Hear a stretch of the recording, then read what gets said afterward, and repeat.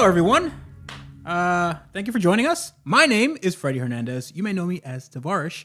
And this is the Wrench Everyday Podcast. Joining me is my friend, my partner in crime, Mr. Andrew Howell. That's me. That is you. That is you. How you doing today? Hey, you know what? I'm doing real good. Thanks. How you doing? You doing all right? How you doing? You doing all right? All right. I'm doing all right. You know, Hey, good. Yeah, I did some work on the Lamborghini, which is always such a good thing to say. Yes. Unless you're paying somebody else to do it, then it's like Then it's not. Well, doing unless some you're work like on the super Lamborghini. rich, and it doesn't matter. Yeah, but it's weird. So the Lamborghini owners, some of them are the super rich people that can afford anything, and Right. they're like, I could buy a Veyron if I wanted to, but it just doesn't have that panache. It doesn't have that pantomime about it. I need something that's soulful and whatever, right? And then you have the other one who was like, I basically don't have any money and I finance this for 144 months. And if this thing pops a tire, then my entire world collapses. So there's not a lot. There's a huge spectrum here. Could not do that. Right. Yeah. So, we can actually, speaking of that, what about if we talk about car financing a little bit? Okay. Okay, because I am vehemently, I don't know if that's the way you say it, but It is. I usually say vehemently, but I am very against car financing for a few reasons, but I know that you financed your car. Yes, I did. Right. And yeah. So just for me, being in college and blah blah blah blah, bad credit, blah blah blah blah, sob story. So for the past year and a half to 2 years, I've just been working on, get my credit back up. You know what I mean? So Yeah. Yeah. Yeah, my score is over 700 now, dog. I'm in the 700 club. That's all right. So that's one part of it, right? So people use car payments as a way to get your credit score up. Now, for me, this may seem elitist or something, but I choose not to play this game. I don't need a credit score. The only credit score that you really need is to buy a house. yes. And well, not even that, because some mortgage companies do they don't do credit checks. Okay. They're very rare. That is a point. Like most mortgage companies will need credit checks, but there are some that Dave Ramsey has talked about, and he's a really big proponent. I'm not sure if you heard of him, but he's this I've really heard of Gordon Ramsay. Gordon Ramsay is they're basically the same thing, except one guy talks about something completely different. So Dave Ramsey is this like financial advisor, I guess. He's kind of like this down home Christian conservative dude, but he talks about like common sense economics. How you can create wealth and how you can get out of debt. That sort of thing. Is it bad that I'd rather listen about how to make the perfect scrambled egg? No. Making a perfect scrambled egg is an art in of its own. Hey, I think I would, from learning about Dave just now, I think I would still prefer Gordon. Sure. Gordon does have a LaFerrari Aperta. He does, and he had a bunch of really cool cars. He has the Ferrari Somebody Open. told me that he owned the Lamborghini Gallardo Spider. Somebody told me that. And Really? if somebody told me, that if you have something on the internet, it's true. I don't know. They can't put stuff on there that's not true. That's Did you fair. know that? Yeah, that's totally fair. They can't do that. They cannot. But okay, so back to financing. Having a credit score is nice. Maybe having a car and paying that off is you can up your credit score, fine, right? But it's a depreciating asset. So when you buy the car, a lot of people, this is common knowledge, but for the people that don't know, or you're trying to look at a car or whatever, let's say you buy a car brand new, you want to be the first person to flick a booger on the seat, or just fart in it, or whatever. Some people it's important to them. Some people it's really important. You ever turn the seat heaters on and cook to fart? I have not done that, but we have a Mercedes out there. But Pardon the pun. Yeah, I have plenty of cars with seat heaters. And we should, for dinner, we should go cook some farts. So, the Lamborghini actually does have heated seats. We could hotbox the garage pretty quickly. We just had Mexican, by the way. Italian cooked farts with a little Mexican seasoning. And rough here. It's fun being 7. Yes, it's very fun being 7. It's even better being 6. But yeah, I hear you. Like you choose not to play the game, but some people, they don't have that opportunity. So okay, I get that. I get that as well. I don't necessarily buy that they don't have the opportunity. It's just that for the amount of down payment, like what's the average down payment on a car in America? It's like $3,000, like somewhere in that region. I did $500. Okay, $500, right? So let's say for that $500, but you're spending a certain amount of money on the car each month, right? If they were to spend that amount of money, and if they were to save that amount of money for a certain amount of time, like they could just get some beater. Like you can buy a car for $1,500 that will get you somewhere. Oh, absolutely. Yeah, you can buy like a Toyota Corolla or something. Right. It won't be the best thing in the world. It'll probably be like run down and crappy, but it will be reliable. Like that wasn't true for a number of years. So I think that whole stigma carries over. Like in the 70s and 80s and even early 90s, you had cars that like, oh yeah, this car's $500, but it will break down catastrophically next week. Yugo. Yeah. Well, Yugo was actually those are good. Those are good. Let's change the subject. You miss your Yugo? I miss my Yugo. Mike Balaban has the Yugo that I gave him. So if you guys see that Yugo in Jalopnik, then you guys will know where it came from. Yo. Okay. So the thing is, if you were, let's say, you were trying to find a job or trying to hold down a family or whatever, in Why the would you early hold on a family? Hold them down. Hold them down. I refuse to finance a car. Hold You this family shall down. not pass. Holding down a job or raising a family, not like raising a job. Holding down a family Holding down or a raising it. It's Yeah. such a good little job. You're going to grow up to be real good someday. Hold that family down. I love the English language. So, if you were that guy in the mid '90s or early '90s, you'd probably have a Malaise era crap box. It would just be a unreliable pile of crap. I remember my parents; they had no money, and we had to buy a 1987 or like '86 Buick Skylark, and by that time it had depreciated to no. Like these were the small ones. These were when GM was like, we've had huge Luxo barges. We got to make them super small. We'll put like a stupid 4-cylinder in them, and people will buy them, and they're not going to last more than 50,000 miles. So that's what they bought, and that car was a pile of crap. But now, for $1,500, you can buy something pretty good. Like you can buy my wife's car. My wife's car is a 2012 Hyundai Elantra. So that car, when we bought it, was 5 years old. We bought it for $5,500. Wow. Yeah. That's a really nice little car. $5,500. That car will run forever. Like it has almost 200,000 miles, and I know a lot of people they get really scared at mileage. They're like, oh my god, that has so many miles. This car has one owner. He just had a super long commute, like you did. He just had a super long commute. He kept up with the maintenance. I popped the valve cover on that. I remember that. Yeah, I made a video on this. I popped the valve cover on that, and it was perfect. Yeah, brand new. It was awesome. Yeah. It doesn't burn anything. It has no check engine lights. None. It's great. Yeah. Yes. That was $5,500, right? My friend, one of my friends in New Jersey, he bought one exactly like that.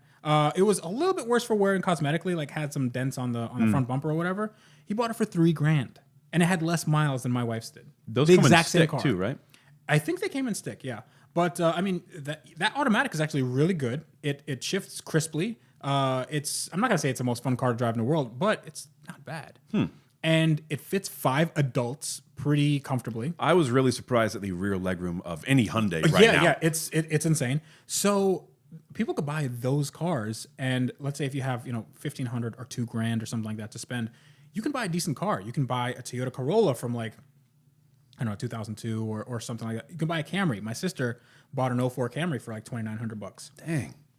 Yeah, and it's a car that she was learning to drive, and she was a new driver, so you don't really care about the cosmetics as much, and whatever, because it's gonna get some dents on it. But you don't care because the body panels are like $25 on eBay. It's I think she busted off a mirror, and we just bought a new one. It's like painted for $35 shipped. That's amazing. Yeah, so they made a million of these cars. But the thing is, people don't want those cars. They want new ones. They want cars that like, well, my neighbor got a nice car, so I think I can do it. And the monthly payments are nice, so I can afford $400 a month. That's fine. I think that people need to start thinking about the value that's in their car, because if they buy a car, let's say that they sign a loan for 60 months or whatever, which is 5 years. That value does not carry over. You don't buy that car at $24,000 and you're still paying that off with interest. Did you know the average car price of in this country, it's like $33,000. Good night. I know. No way. 33. That's the average. No. It's insane, right? The average car payment in this country, it's like north of $500. It's insane. Those people is crazy. Yeah, those people are crazy. But that's normal. That's absolutely normal. So let's say if you have the average car payment, $500 times 12, it's $6,000 in a year, right? Yeah. $6,000. Let's say you buy a car for the down payment, which is $2,000. You can buy a hoopty, which Tyler Hoover has made a living out of buying hoopties. Yes. I kind of idolize Hoover for that. Tyler's a great guy, but he just bought a Lexus ES300 that had nothing wrong with it for $200. And it was 5-speed. Super rare. Yeah, 5-speed. I mean, he's bought a Jeep Cherokee that was like $300. Just needed a little bit of work. Where do you find this stuff? They're everywhere. They're everywhere. So you know the statistic that America has more guns than people? Mm-hmm. It has more cars than people as well. So there's more cars here than there are people. And people don't know that. They think that, oh, well, that car's old, it's just going to go to the junkyard. But cars are made to last now. That blows my mind. Like where all these cars is. What's funny is like for every car that's on the road, there's if you aggregate all the parking spaces, I think there was something like 7 or 8 parking spaces in the country for every single car. I wish that were the case in college because no, college is different. At college there were 8 cars per parking space. That's different. I think that's to acclimate you into the real world where like, hey man, you got to fight to survive. By the way, my tuition bill is up. So I think that a lot of people, they have this stigma against older cars. And at least on my channel, I try to take that stigma away. Like older cars are the dopest cars, bro. They are. Because you can get so much value. I mean, I got an SL55 AMG that has 500 horsepower. It's legitimately 500 horsepower. It's a convertible hardtop made by Mercedes, hand-built engine. It has every creature comfort you can want, ventilated seats, and it's awesome. It sounds great. It's fast as hell, and I bought it for $9,000. Now it does come with some caveats. The ABC suspension can be troublesome. Yep. There are some other electrical things that are more money. If you dent it or something, it's going to cost more money. Sure, but if you extrapolate that into, I would spend $30,000 over 5 years on a car, and it's just going to be some Econobox. What experience would you rather have? Oh yeah, no, yeah. So if you gave me the choice of having like a brand new Toyota Corolla or that 1986 Buick Skylark, I'm going for the Skylark every day, all the time. I think you should probably go for the Corolla. That's no. Here's why. Mm-hmm. You're going to pay probably north of $20,000. Oh, I thought you were just talking about apples to apples, like if they cost the same amount of money. Oh no, I'm just saying in general. Even if I had the money, right? A, you probably would never catch me owning a Corolla unless it was like an 8.6 because initial D. And okay. B, like having an old '80s car or a '90s car that is already a hoopty, like right. You can have so much fun with that because you don't have to worry about getting scratches or dents or anything because it's old, it's crappy, it's never going to be showroom condition anymore. Right. You just get out there and drive the crap out of it and have fun. Exactly.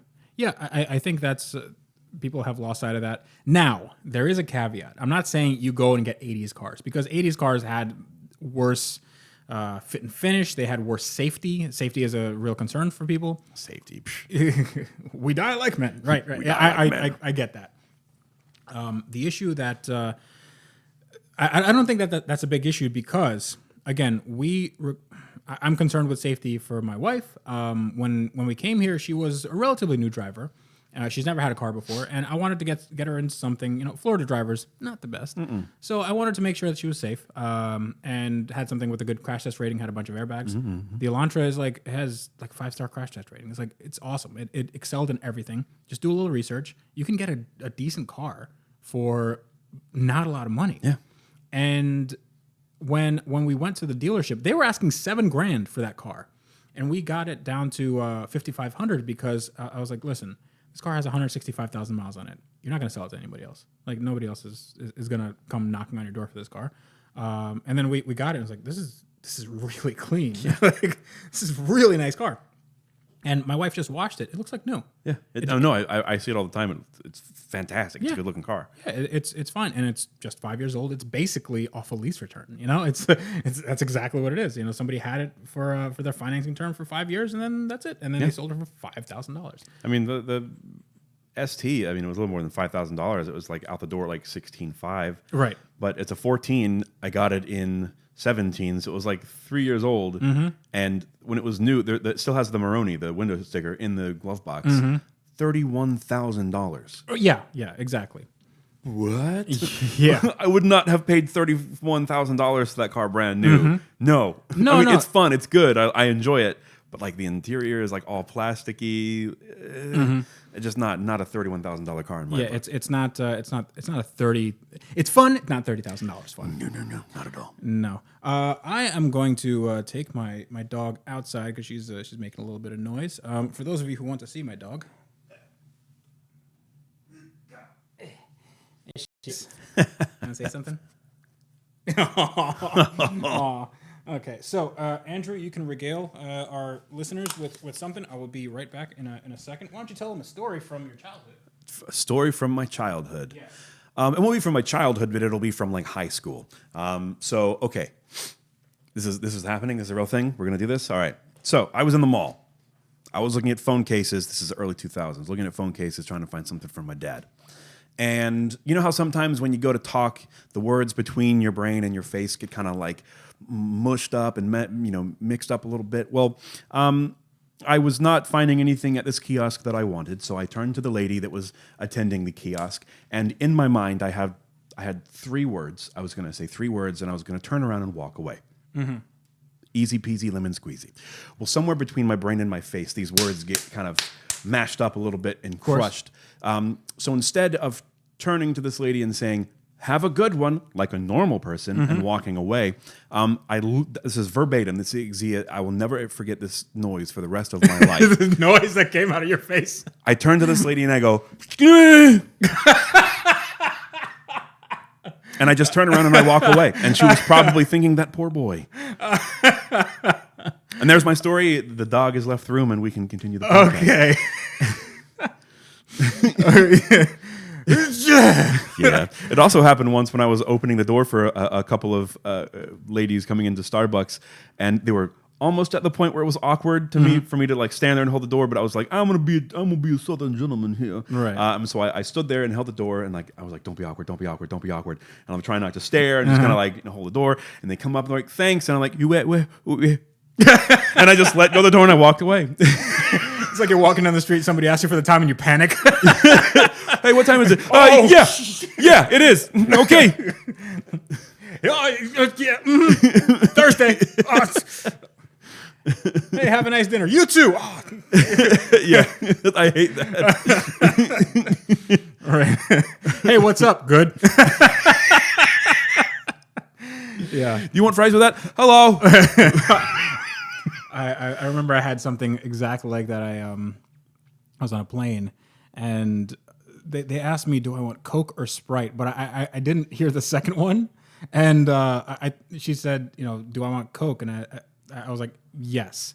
And she was like, do you want Coke or Sprite? And I just went, yes. I'm like, oh, honey. Oh, honey. Yeah. Oh, bless his heart. Is this his first time flying? Is this his first time communicating with other humans? Yeah. He's doing so well. We usually don't take him out. He's so brave. Yeah, he's so brave. Look at this brave little guy. Oh, man. Yeah. It's like super salad. Like, I would like the super salad.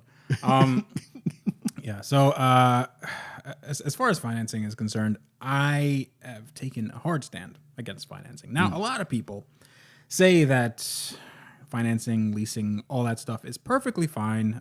It can be tax deductible. That's great. I'm all for having tax deductions. However, most people don't own businesses. Most people consider these as normal costs, normal operating costs for living. Like, oh, we have a car payment. That's just we have a car payment, a credit card payment, all that stuff. I don't think you need that. I don't think you need any of that. I don't think you need a car payment. I don't think you need a credit card payment. And believe me, you sleep a lot better at night. I've never had a car payment, but I've had a credit card payment. You sleep better at night, especially with student loans. You know how it is with student loans. I know how it is with student loans. I never had student loans. No? No. You've never had student loans? Never had student loans. Okay, so I can tell you from experience that student loans are fun. Yeah, I mean, I'm assuming it's just as fun as a car payment. Exactly. So, But you can't take your student loan down the road at like 140 miles an hour with like the turbo noises and the bop, bop, bop, bop. yes. Also, a student loan can not be, it's not bankruptable. Right. Yeah. So a car, you can be like, don't got money, sorry. And Here comes the tow truck. Yeah, they'll take the car and be like, you know what? Sometimes we win some, sometimes we lose some. You gotta know when to hold them. Yeah. Know when to fold them. Yeah. So, but student loans are a little different. So Yeah, they it's just like stay this constant, just nagging feeling over your head. So Don't forget to pay your loan. yeah. And Dave Ramsey has a whole thing about it. It's like, it's just a mindset that if you owe people money, that's not kind of the normal state of being. There's a really good Saturday Night Live skit about how people should get out of credit card debt. It's like, if you don't have money, don't buy it. And then people are confused, like, but what do you mean? What if I want to buy it, but I don't have the money? Don't buy it. It's like, this is confusing. I mean, it's the same thing for cars. With cars, it's people want that new thing. People want to have something nice, and they look at their neighbors and they go, that guy has something cool, and I want to. It might be a subconscious projection. It might be some, like I want to impress people, or I want to not even pretend, but I want to profess that I have this status in life. So it's like if all your friends don't have any nice cars, and you come by with like, hey, I got a new Honda Accord. It's a SE V6 or whatever they have, the GXL, or I don't know what their trim models are because I drive a Lamborghini. But I lost interest as soon as you said Honda Accord. Yeah. Well, it was like, oh well, I have a, I don't know what can you finance for like no Maserati Ghibli, right? I know that's a pretty big car payment. That's actually not. Okay, so a Maserati Ghibli, you can. You mean a Chrysler 200 with leather seats? Sure. Yeah. The Maserati Giblets has, you can get one of those for like $400 a month. Huh. They are worthless, even new. I would rather be kicked in the face repeatedly and pay $400 a month than own a Ghibli. See, you say that. I mean, how hard are they kicking, really? If it's like toddlers kicking your face, then maybe, but I don't know. The Ghibli, it's not that bad. It's pretty bad. It's a Maserati though. It's not bi-turbo bad. I would rather have a bi-turbo. Not for daily driving. Heck yeah. Because it would never work. Because you have to take an Uber to work every day. Of course, I would fix it up before I use it as a daily. Yeah, if we're talking, gotta fix up my old Maserati. Yeah. Gotta fix up my little Maserati here. It's a bi-turbo. That means there's two. Twice the turbo, twice the power. Because that's how turbos work. Yes, and everybody who drives Maseratis is Australian. That's correct. It's like a Maserati. It's great. But if that's just an example, somebody, an SUV, right? Everybody in my neighborhood has SUVs. They have the Avalanche and Yukon and Denali's and all that stuff. And That's all just mountain names. Exactly. Yeah. So Avalanche is not a mountain. It's just what happens on a mountain. Yeah. Well, it's all mountain related. It's an unfortunate incident. Denali. Was it Yukon? Sierra. Yeah. I'm surprised no one has come up with an Everest yet. Because you don't want to have that mantle. Because lots of people have died on that mountain. I mean, people have died in avalanche. Come on. Oh yeah, that's typhoon. Yeah. I mean, yeah. Okay. No, never mind. That point didn't make any sense. Ridgeline, like it's multiple mountains. Like, right. Know. Yeah. I get it. It's all about mountains. But people. New Ford Foothill. Yeah. Well, people do want the nice stuff, and I don't. Is it part of that though? Like, is that, let's say you had the ability to get another car, right? Like you got a Mini Cooper. Was that financed as well?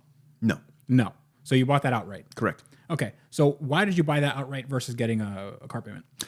Because I was, I I was in a kind of a financially tight situation, and again, coming back to mom and dad, I'm that guy.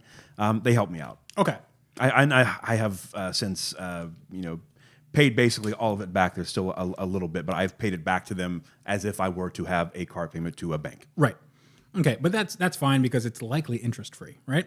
It is interest free, yes. Exactly. So stuff like that, I have no problem with. If your folks want to give you some money and they want to help you out, mazel tov. Go ahead. Yeah. No, like I said, I never take it for granted. I'm not typically like the spoiled little mommy and daddy's boy, but it was just that was the situation. So listen, in a few months we're gonna talk all about your billionaire dad and yeah, my billionaire dad who's a teacher for 40 years. Oh yeah, teacher for 40 years, and also how you got your riches with the lemonade stand, right? So absolutely, yeah. And now I drive around in the Hollywood Hills and Andrew Howell exposed. That's what the video is going to be. I don't think anyone would want to see anything exposed about me.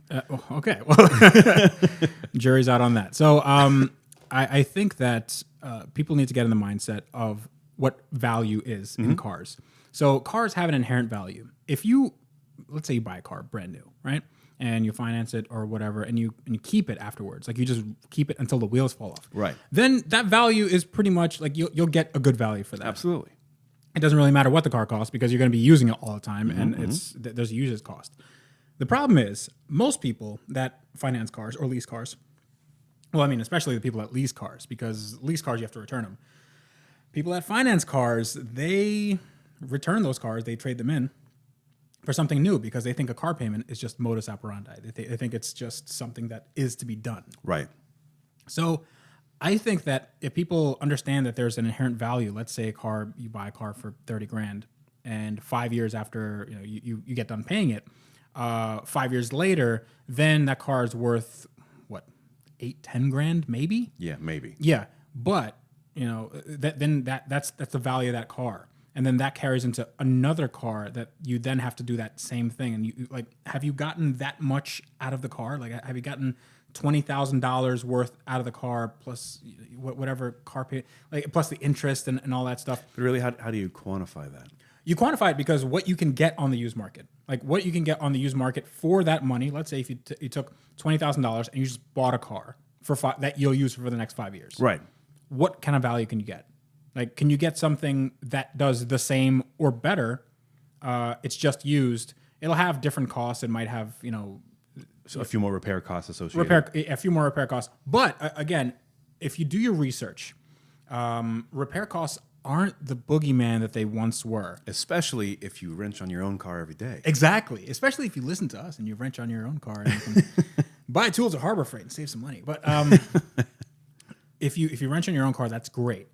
Most people don't do that, but I think that if people have a good independent mechanic, if they have something like just do some modicum of research and see what are common issues with cars. Hey, my car's exhibiting this issue. Is it a $1,000 fix or is it $100 fix? Right.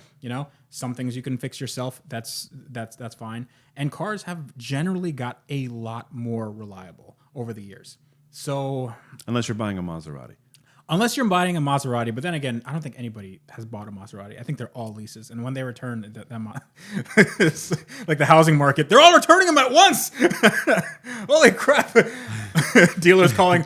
There are 7,000 Ghiblis outside.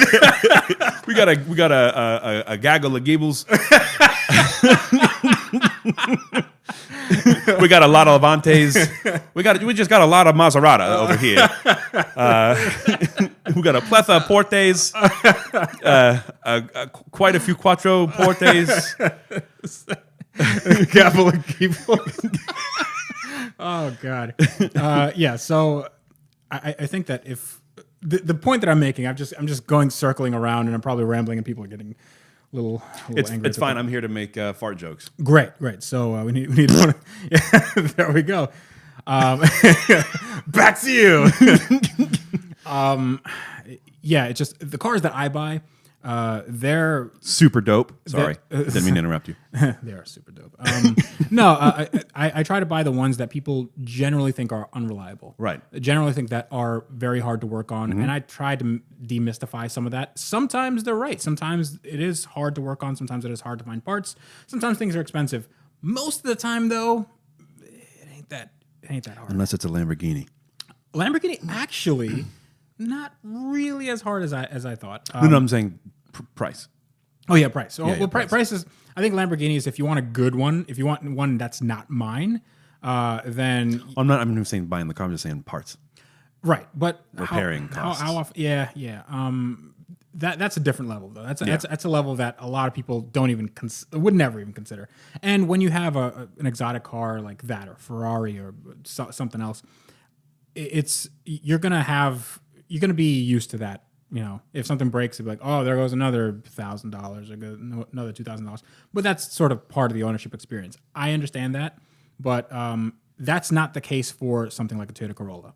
Right. Something breaks on a Toyota Corolla, it's going to be reasonable, and it's not going to break your bank. It's if something like automatic transmission failures, which were rampant in the 90s, like there was a lot of cars with bad automatic transmissions, and sometimes in the early 2000s, if you had like a CVT from a Nissan Rogue, yeah, so. Those went out, and they could be big bucks. Mini Coopers had CVTs. Great. That's a good little Wikipedia fact. It's like the Mini Cooper had a CVT. It's like, well, hot dog. Well, I never. But automatic transmission now are very well lubricated. They don't overheat unless, of course, you're like you're Unless a kid it's and a you Maserati. sure, unless you're like neutral dropping it and then you're burning it out on a snow hill or something, like you're just abusing it. Then but regular use, these things go for a long time. Yes, they do. There's nothing stopping you from buying a car with 150,000 miles. Like 150,000 miles. Except your own mind. Exactly. So 100,000 miles is just a stop for a lot of people. It's just a I want one of my friends, Mike Balaban, right? Mike Balaban, I bought him a Yugo. I bought that guy a Yugo because he was he still is an automotive journalist at Jalopnik, the good publication known as Jalopnik. So I bought him a car because he wrote about cars and he didn't have a car and he lived in Brooklyn, and I thought that was wrong. I thought, you know what? You write about cars. You should probably have one. But how much is he having to pay to park the Yugo? That is not my problem. Hey, That sounds like a personal problem. I bought you a $30 car. Go pay $1,200 a month to park it. Right. If I paraphrase Air Force Proud 95, that's a personal problem. He can go blog about it. So,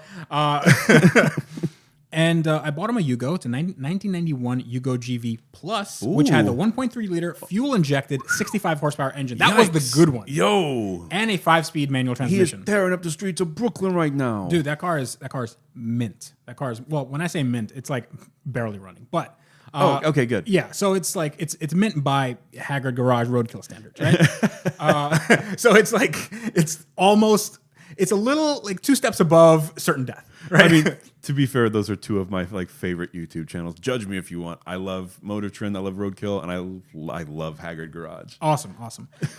So yeah, I got him a Yugo, and we had this whole reveal. We actually never revealed it like on any. Yeah, I don't think we did it on any platform. How long ago was this? It was like a year and a half ago. Yeah, so It's still never been done. We can go to Brooklyn and do a reveal for him. no. We've whatever. That ship has sailed. But that ship has sailed. But even I can't even remember what I was talking about. I just thought thinking about Yugos, and it just gets me all excited. But okay, so what I was thinking about is he bought a car like a daily driver because I think he's moving or something like that. He wants to move around. He wants to be mobile like the rest of us that don't live in Brooklyn, right? He wants to join the working class. So he bought an IS300 from North Carolina or something. Nice. And he was like, "Oh, I want to have a car that's less than 100,000 miles." I'm like, "Dude, this is a Toyota. It's a Toyota. Why does that that doesn't matter? It'll go north of 300, no problem. Exactly. That's a Toyota. It's a naturally aspirated inline six. It's in the name, IS300. The 300 means 300,000 miles or more. Exactly. It's 300 times the longevity of a regular car. That's what it is. Yeah. Yes. Yes. So most cars do 10,000 miles. This one does 300,000. Yes. That's exactly what it means. Did I do my math right there? But sure, that's 30 times. But I think, I did. it's fine. So, so he buys this car for, it has, I want to say it has 70,000 miles, and he's like over the moon, and he loves it, and it's a great car. It's fine, but you could have saved like a few grand. You could have saved a few grand. You had the exact same value. Now I don't know what IS300 markets are like. I know he did get the Sport Cross. Ooh, the wagon. The wagon. So that's rare. Yeah, that is like hecka rare. It's also very rare to find those cars with good interiors because they have that crappy like vinyl paint they used in the early 2000s. Yeah. So when I was searching for the ST, I may have looked at a couple of IS300s just because like I wanted that like JDM drift life, bro. Ooh. But I couldn't find any. Tesla wagon? Yeah, right. I couldn't find any manuals. Mm-hmm. Wagons were non-existent. And all the ones that I did find were in terrible shape, riced out. Right. It was just bad. It was bad. It was bad news bears. It was not a good search. Okay, so that could have had something to do with it, but I think that he was doing a nationwide search. I think he could have found something else with a little more mileage. And I think it's one of those things where I remember I made a tweet saying, I write about cars saying that like a journalist write about cars talking about how 80s cars with a ton of miles are the best. And like when I look for cars, like I want something with no miles with a full bumper to bumper warranty. Like I'm scared of this. I don't want to do anything on this thing. This thing even thinks of breaking down. I'm selling it, Yeah, but I think that people are scared of their cars, and I'd love to make them not scared of their cars because it is time for us to empower the people. Exactly. You are smarter than your machine. That's right, and people who make those machines are you're probably smarter than them in most cases. At least to some degree. Like the engineers are super smart and they're great, but I've met some engineers and they're a piece of work. But my anecdotes aside, I think we're good. I think we're good for today. So unless you wanted to add anything to our to my rambling about car financing and why you shouldn't do it, and maybe I made a case for it. Maybe I just went like, you know what? What he said make no sense, and I'm just going to finance a car right now. Here's what I think to sum it all up. Don't finance a car unless you want to finance a car. Go ahead. Sure. That's what it always comes down to. It's like, what car should I buy? Like the car you want. That's it. Bingo. Yeah, just the car you want. Bingo. Okay, so if you'd like to contact us for any reason, you want to ask us a question, please ask us questions. We're going to start doing Q&As pretty darn soon. You can do so at The Real Tavarish. That is Instagram and Twitter. You can email me. Just let me know that it's a question for the show. My email is asktavarish@gmail.com. We will have an email specifically for the show set up pretty soon. But that's how you can contact me and Andrew. I can be found on Twitter at 1565. That's the word 15 and the number 65, or on Instagram at HeavyMetalFL. Awesome. So that is it for today. This is me, Tavarish, for Andrew Howell, reminding you to wrench every day.